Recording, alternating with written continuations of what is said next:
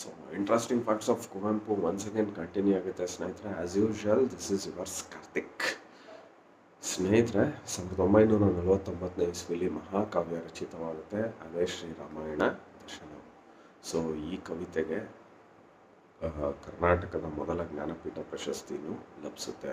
So Kuvempu ಅವರು 1949ನೇ ಇಸ್ವಿಲಿ ಬಹುಶಃ ಒಂದು ಅತ್ಯಂತ ಪ್ರಮುಖ ಕೃತಿ, ಮೇರು ಕೃತಿ ಸೊ ರಾಮಾಯಣ ದರ್ಶನಂ ಆಗುತ್ತೆ.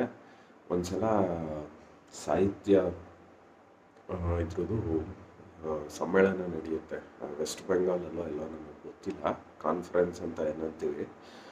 ಸಾಹಿತ್ಯ ವಿಚಾರವಾಗಿ ಸಮ್ಮೇಳನ ನಡೆದಂಥ ಸಂದರ್ಭದಲ್ಲಿ ಅಲ್ಲಿ ಬಂದಿರತಕ್ಕಂಥ ಘಟಾನುಘಟಿ ನಾಯಕರುಗಳು ಅಥವಾ ಘಟಾನುಘಟಿ ಸಾಹಿತ್ಯ ತಿಳ್ಕೊಂಡಿರೋರು, ಸೊ ರವೀಂದ್ರನಾಥ ಟ್ಯಾಗೋರ್ಗೆ ಬಂದಿರ್ಬೋದು ನೊಬೆಲ್ ಪ್ರಶಸ್ತಿ, ಆದರೆ ಶ್ರೀರಾಮಾಯಣಂ ದರ್ಶನಂ ಇಡೀ ಭಾರತದಲ್ಲೇ ಅತ್ಯಂತ ಮೇರು ಕೃತಿ, ಎಲ್ಲವನ್ನು ಮೀರಿಸಿದಂಥ ಕೃತಿ ಅಂತ ಅಲ್ಲಿ ಬಂದಿರತಕ್ಕಂಥ ಸಾಹಿತಿಗಳ ಅಭಿಪ್ರಾಯ ಆಗುತ್ತೆ. So this is the interesting parts of Kuvempu.